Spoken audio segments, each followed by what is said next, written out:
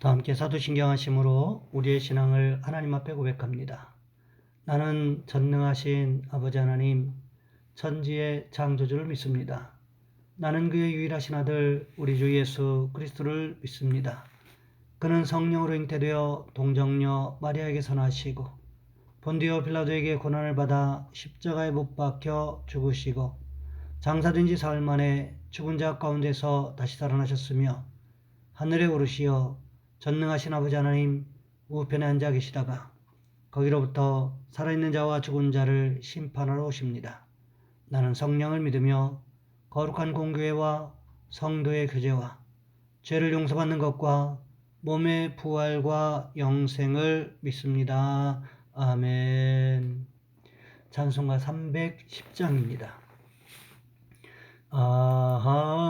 하나님의 은혜로 있을 데 없는 자 왜 구속하여 주는지 난 알 수 없도다. 내가 믿고 또 의지함은 내 모든 형편하시는 주님 늘 보호해 주실 것을 나는 확실히 아네.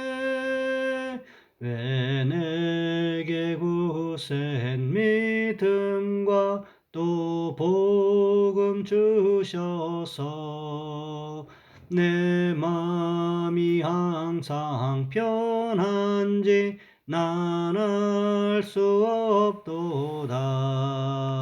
내가 믿고 또 의지함은 내 모든 형편하시는 주님 늘 보호해 주실 것을 나는 확실히 아네. 왜 내게 성령 주셔서 내 마음 감동해 주 예수 믿게 하는지 난 알 수 없도다. 내가 믿고 또 의지함은 내 모든 형편하시는 주님 늘 보호해 주실 것을 나는 확실히 아네. 주 언제 강림하실지 혹 밤에 혹 낮에 또 주님 만날 그곳도 난 알 수 없도다. 내가 믿고 또 의지함은 내 모든 형편하시는 주님 늘 보호해 주실 것을 나는 확실히 아네. 아멘. 오늘 말씀 요한복음 20장에서 보겠습니다. 요한복음 20장 19절로 23절까지 말씀입니다. 제가 봉독해 드립니다. 이날 곧 안식 후 전날 저녁 때에 제자들이 유대인들을 두려워하여 모인 곳에 문들을 닫았더니 예수께서 오사 그들 가운데 서서 이르시되 너희에게 평강이 있을지어다. 이 말씀을 하시고 손과 옆구리를 보이시니 제자들이 주를 보고 기뻐하더라. 예수께서 또 이르시되 너희에게 평강이 있을지어다. 아버지께서 나를 보내신 것 같이 나도 너희를 보내노라. 이 말씀을 하시고 그들을 향하사 숨을 내쉬며 이르시되 성령을 받으라. 너희가 누구의 죄든지 사하면 사해질 것이요 누구의 죄든지 그대로 두면 그대로 있으리라 하시니라. 아멘. 오늘 본문의 말씀을 가지고 예수님의 선물이라는 제목으로 함께 말씀을 살펴보겠습니다. 가타꿈의 순교자라는 책이 있습니다. 이 책에 보면 베드로 전서를 쓰던 당시의 상황 속에서 예수를 믿는 신앙의 고귀함을 지키기 위해서 숨어 들어가 핍박을 피해서 저 지하 카타콤의 삶에 카타콤을 삶의 주거지로 선택한 사람들의 이야기가 기록됩니다. 더러는 거기에서 발각되어 체포되어 끌려나와서 로마의 원형 경기장에서 야수의 밥으로 사라져가면서도 여전히 주님을 찬양하고 믿음을 지켰던 그들의 순교사화가 기록되고 있습니다. 이 책에 보면 불과 13살밖에 안 된 어린 소년, 포리오라는 소년의 순교사화가 소개되고 있습니다. 그를 붙들어왔던 관리는 어린 소년에게 이렇게 묻습니다. 예수가 너에게 무엇을 해주었는가? 너는 예수를 부인하고 살거라. 이 관원의 말에 어린 소년은 똑똑히 이렇게 대답합니다. 예수님은 저에게 많은 것을 해주셨습니다. 그분은 나를 영원히 살리기 위해 자신의 목숨을 십자가에서 주셨고요. 그분에 의해서 나는 당신들이 나에게서 빼앗으려 하는 이 육체의 생명보다 더 소중한 영원한 생명, 영생을 선물로 주셨습니다. 관원들은 다시 소년에게 묻습니다. 너는 죽음이 무섭지 않은가? 소년은 다시 이렇게 대답합니다. 그는 죽음에서 이길 수 있는 힘을 저에게 주십니다. 그는 죽음에서 부활하셨습니다. 그래서 저는 두려워하지 않습니다. 저는 저의 죽음이 이 비참한 육신의 생활에서 이제 영원한 행복의 삶으로 저를 옮겨주실 것을 믿고 있습니다. 야수에게 찢겨 죽던, 불길에 타서 죽던 모두가 마찬가지입니다. 그는 내가 이 믿음을 지킬 수 있도록 도와주실 것입니다. 그는 나를 붙들어 주시며 나의 영혼을 하늘나라의 영원한 삶으로 인도해 주십니다.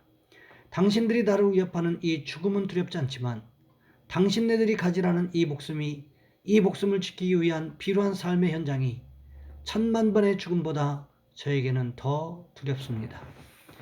감히 13살이라고 상상할 수 없는 이 소년의 담대한 신앙의 고백을 생각해 보십시오. 무엇이 이런 고백을 가능하게 했을까요? 그것은 구원의 확신입니다.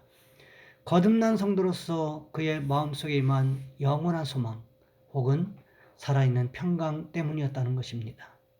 그렇습니다. 아무리 힘들고 어려워도 내 마음의 평강만 살아있으면 모든 상황을 이겨나갈 수가 있습니다. 하지만 아무리 많은 것들을 가지고 있고 누리고 있다고 할지라도 평강이 없으면 그 사람은 결국 살아도 죽은 목숨이 될 수밖에 없다는 것입니다. 오늘 본문에도 보시면 예수님께서 제자들에게 나타나셔서 가장 먼저 하신 말씀이 무엇이었습니까? 오늘 본문 19절 하반절 말씀에 보시면 너희에게 평강이 있을지어다 라고 기록하고 있습니다. 또 오늘 본문 21절 말씀에서도 똑같이 반복하시는 것을 볼 수가 있습니다. 너희에게 평강이 있을지어다. 평강이 얼마나 중요했으면 우리 주님 2번씩이나 제자들에게 평강을 강조하셨겠습니까? 그런데 지금 제자들의 상황이 평강할 만한 상황입니까? 그렇지 않습니다. 불안해해야 하고 초조해해야 할 상황입니다. 두려워서 벌벌 떨고 있어도 시원치 않을 상황입니다. 그런 상황에서 우리 주님 나타나셔서 2번씩이나 평강을 말씀하시는 이유가 어디에 있을까요? 평강은 사람에게서 이유를 찾을 수가 없다는 것입니다. 오늘 평강하십니까? 평강이라고 하는 것은 마음의 평안과 육신의 건강을 이야기하는 것인데 무엇 때문에 평강하십니까? 가을 거지를 다 마치셨기 때문에 월동 준비를 다 해놓으셨기 때문에 평강하십니까? 그것은 육신적인 관점입니다. 우리의 영혼은 물질이 많다고 월동 준비 다 했다고 평강하게 되는 것일까요? 영혼의 평안은 내가 누리고 싶다고 해서 누릴 수 있는 것이 아니라는 거지요. 제자들이라고 해서 왜 불안해하면서 살고 싶었겠습니까? 평안하게 살고 싶었겠지요. 그럼에도 불구하고 지금 현 상황에서 불안해하면서 살아가고 있는 자신들의 모습을 발견할 수밖에 없었다는 거지요. 그런데 우리 주님 어떻게 말씀하십니까? 너희에게 평강이 있을지어다. 제자들이 누구 때문에 평강할 수 있습니까? 예수님 때문에. 이 시대를 살아가는 우리가 누구 때문에 평강할 수 있습니까? 예수님 때문에. 왜 그렇습니까? 예수님의 구속사역으로 인하여 하나님과의 단절되었던 관계가 회복되었기 때문에 우리가 평강을 누릴 수가 있다는 것입니다. 예수님께서 평강을 선물로 주신 후에 하신 말씀이 무엇이었습니까? 오늘 본문 21절 말씀에 보시면 이렇게 기록하고 있습니다. 예수께서 또 이르시되 너희에게 평강이 있을지어다. 아버지께서 나를 보내신 것 같이 나도 너희를 보내노라. 하나님께서 예수님을 이 세상에 보내셨습니다. 그러하듯이 예수님께서도 제자들을 세상으로 파송하겠다고 말씀하고 계시는 것입니다. 사실 이전에도 예수님께서 제자들을 파송하시면서 이리 가운데 양을 보내는 것 같다고 말씀하셨습니다. 그때는 예수님께서 제자들에게 기도의 능력 외에는 어떤 것도 말씀하시지 않으셨을 때였습니다. 하지만 오늘 본문은 조금 다른 것을 볼 수가 있습니다.